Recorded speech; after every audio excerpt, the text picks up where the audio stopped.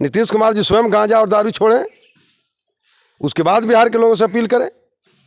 आज पुलिस प्रशासन को नीतीश कुमार ने खुली छूट दे रखी है। आज बिहार की जनता नीतीश कुमार का नाम सुनना नहीं चाहती। इतना नफरत और इतना घटिया मुख्यमंत्री बिहार के इतिहास में अब तक कोई नहीं हुआ था। लालू यादव का 15 साल का शासन भूली नहीं है और इतना बेशर्म मुख्यमंत्री नीतीश कुमार है।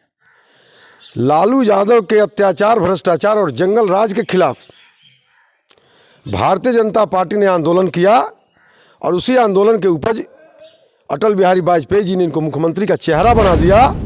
खौफ सरकार का और पुलिस का समाप्त हो गया है।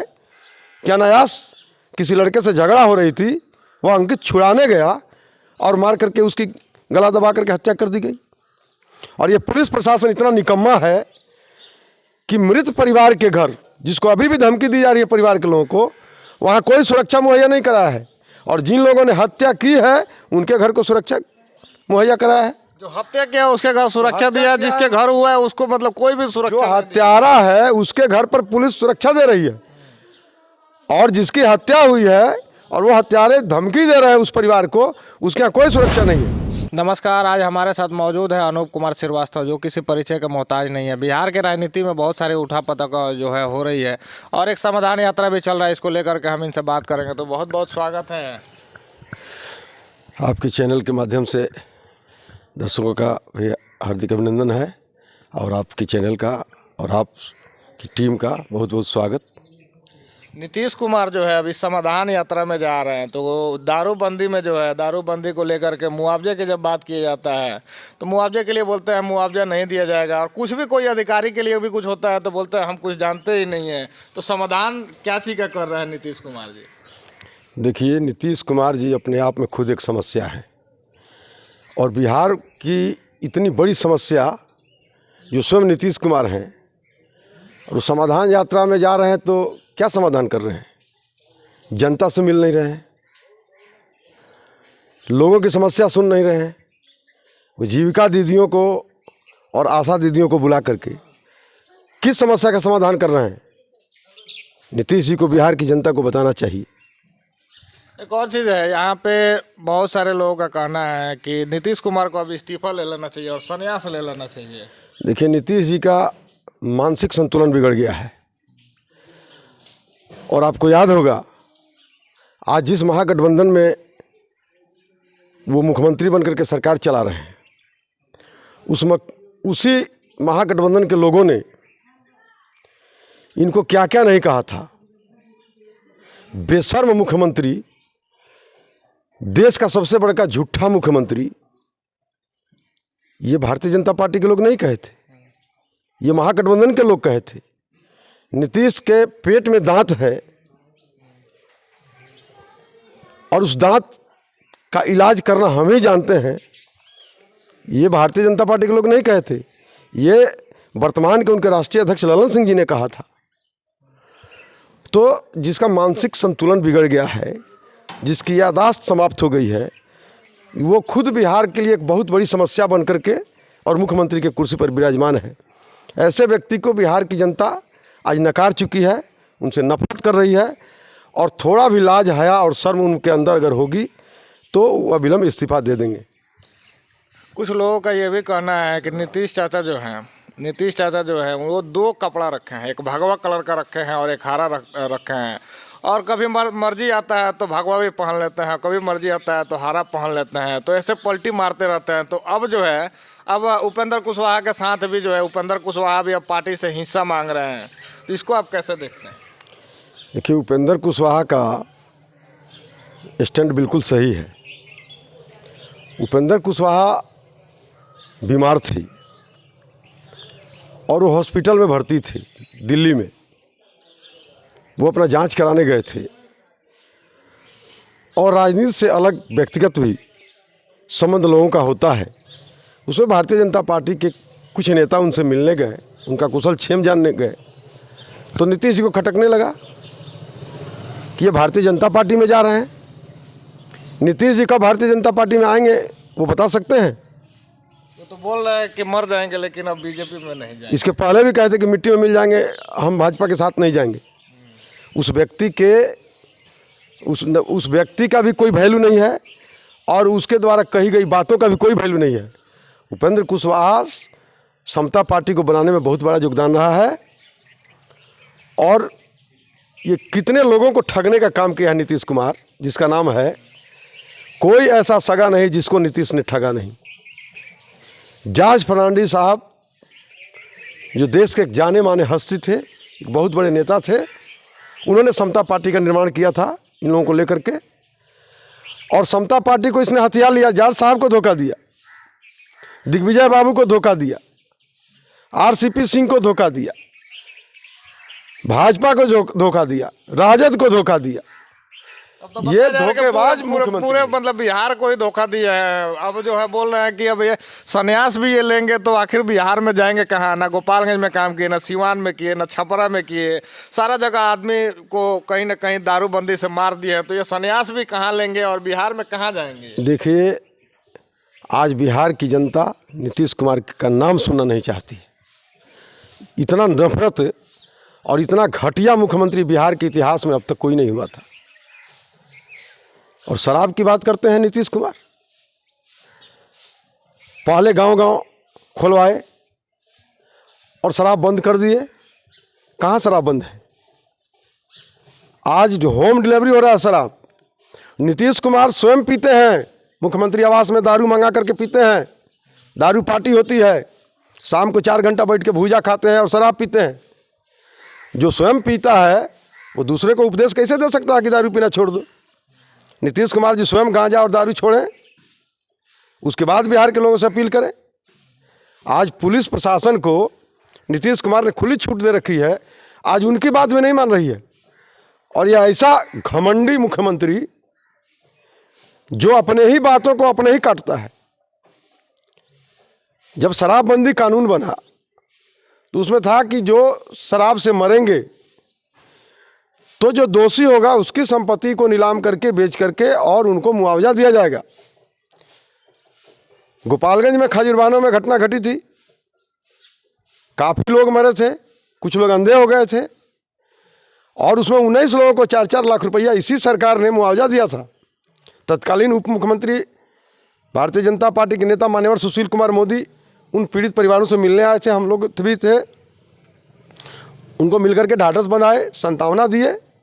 दारू पीने वाला गलती किया, मैं मानता हूँ उसको सज़ा मिलनी चाहिए, लेकिन वो तो गलती किया, वो तो मर गया। आप उसके परिवार को सज़ा देना चाहते हैं, उसके परिवार को पियक्कड़ बनाना चाहते हैं, उसके परिवार को दारू का धंधाबाज बनाना चाहते हैं, उसके परिवार को सड़क पर लाना चाहते हैं। अरे नीतीश जी, आपको थोड़ा भी लाज शर्म और हया हो तो आप विचार कीजिए।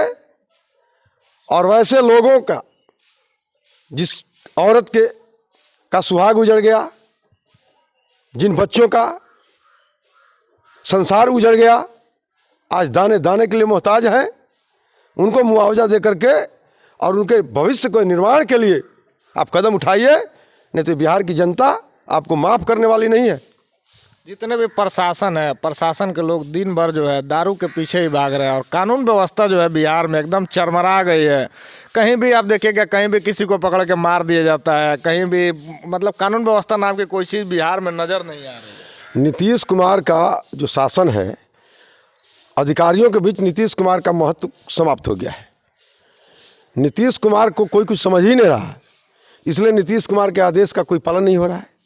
और नीतीश कुमार अब घूम करके समाधान यात्रा के माध्यम से अपना दिन काट रहे हैं, कैसे हमारा दिन बीत जाए। और भारतीय जनता पार्टी के नाम पर तेजस्वी को डरा रहे हैं कि ज़्यादा परेशान कीजिएगा तो हम भाजपा में चले जाएंगे। भाजपा ने अपना फाटक बंद कर दिया है। नीतीश कुमार को किसी भी शर्त पर वापस नहीं लेना है। नीतीश कुमार आएंगे तो बिहार मटिया मेट हो जाएगा और भारतीय जनता पार्टी को भी बिहार की जनता सबक सिखा देगी। आज हम लोग घूमते हैं गांव में, लोग कहते हैं कि नेताजी भारतीय जनता पार्टी फिर नीतीश कुमार को ले लेगी।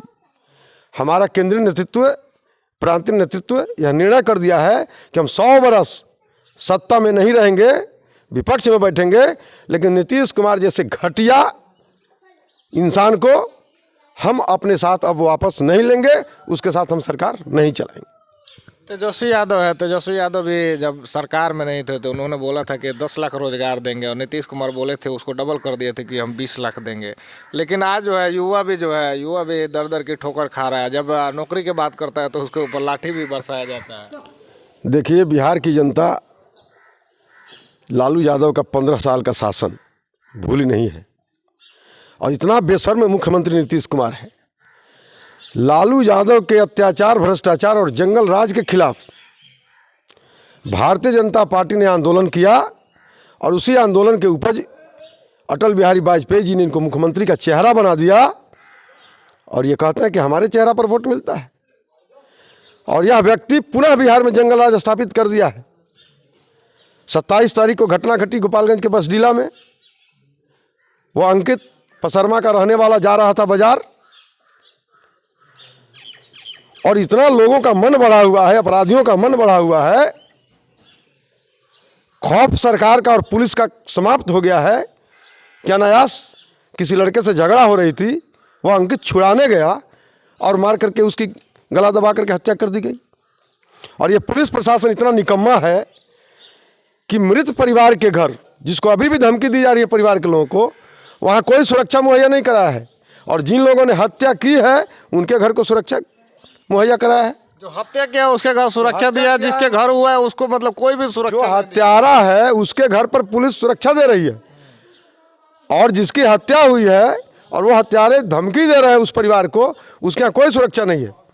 बिहार विधानसभा में प्रतिपक्ष के नेता आदरणीय विजय सिन्हा जी आए थे, और हम लोगों ने अल्टीमेटम दिया था उनको, 24 घंटे का अल्टीमेटम दिया था कि अगर गिरफ्तारी नहीं हुई तो हम लोग सड़क पर संघर्ष के लिए उतरेंगे।